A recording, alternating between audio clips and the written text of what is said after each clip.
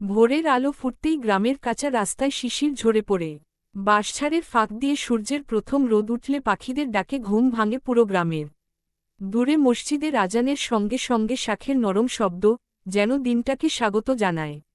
এই গ্রাম, নাম তার কেউ বড় করে লেখেনি কোথাও, তবু মানুষের হৃদয়ে তার ঠিকানা স্পষ্ট।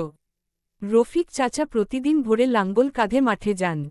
তার মুখে ক্লান্তির ছাপ থাকলেও চোখে থাকে আশার আলো। জমির মাটিতে হাত বুলিয়ে তিনি বলেন, এই মাটিই তার সংসার, তার স্বপ্ন। পাশের খাল থেকে পানি তুলে তিনি ধানক্ষেতে ছিটিয়ে দেন। দূরে গরুর গাড়ির শব্দে বোঝা যায়, অন্যরাও কাজে নেমেছে। মাঠ জুড়ে ছড়িয়ে পড়ে পরিশ্রমের নীরব গান।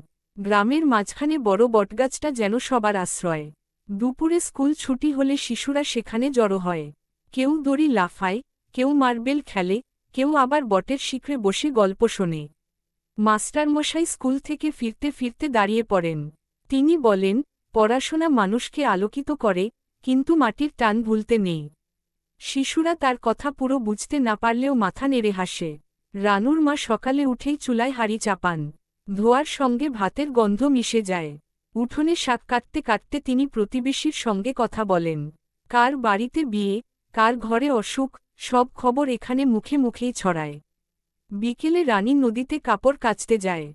নদীর জল ঠান্ডা, ঢেউয়ে আকাশের নীল ভাঙে। নদীটা গ্রামের মতোই, শান্ত, কিন্তু গভীর। বিকেল নামলে বাজার বসে। কাঁচা রাস্তার দুই পাশে দোকান। মুদি দোকানের সামনে চা ফুটছে। কেটলির সিটি শুনলেই লোক জড়ো হয়। চায়ের কাপে গ্রামের খবর ঘুরে বেড়ায়। কেউ ফসলের দাম নিয়ে চিন্তিত, কেউ ছেলের চাকরির আশায়। তবু হাসি থামে না, কারণ এই হাসিই বাঁচার শক্তি। সন্ধ্যায় মসজিদের আলো জ্বলে ওঠে। ঘরে ঘরে প্রদীপ জ্বলে। আকাশে তারা ঝিকমিক করে। বুড়ো করিম দাদা উঠোনে বসে নাতিদের গল্প শোনান, কখনো বাঘের, কখনো পরীর। গল্পের শেষে তিনি বলেন, সততা আর পরিশ্রমে মানুষ বড় হয়। নাতিরা ঘুমিয়ে পড়ে তার কণ্ঠের উষ্ণতায়। বর্ষাকালে গ্রাম বদলে যায়। কাঁচা রাস্তা কাদা হয়, খাল নদী ফুলে ওঠে। তবু মানুষ থেমে থাকে না।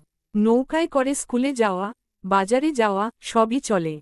শীত এলে কুয়াশা নামে, আগুন পোহানো হয় উঠোনে। গ্রীষ্মে আম কাঁঠালের গন্ধে ভরে যায় বাতাস। এই গ্রামের মানুষ জানে, জীবন সহজ নয়।